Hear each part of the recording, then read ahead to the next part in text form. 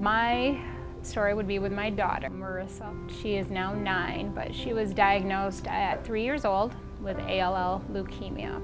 It was in January. She had started having bloody noses and fevers, and I just kind of related it to, January in Michigan living.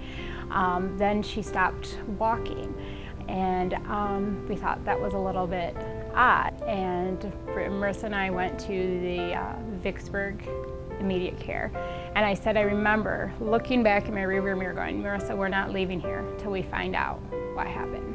Well, little did I know that my life was going to change. And so we had gone in, checked in, did a blood test right then in immediate care, and it came back that the counts were not good. They basically told me she had leukemia there. At this point in time, they're like kind now to call an ambulance. Marissa's counts were so low, they wouldn't allow me to drive her from Vicksburg to Branson. If we were in a car accident and she was cut, she would have bled to death. Is how bad of shape she was.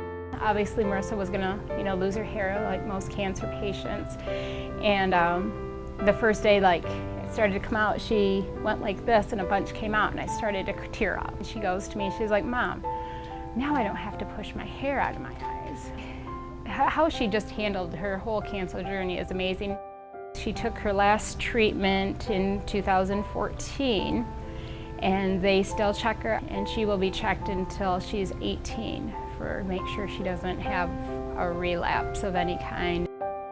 Marissa definitely needed blood and platelets, and I really wish I would have kept track of how much, because when we first were in, how much they had to pump up, and really to see how much, and she got color back into her face.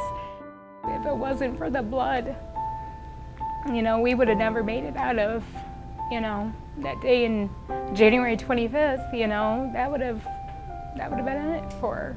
It seems silly that somebody would be like, oh, giving blood, they don't think that it matters, but God, does it? It matters. You're, letting her live to see another day.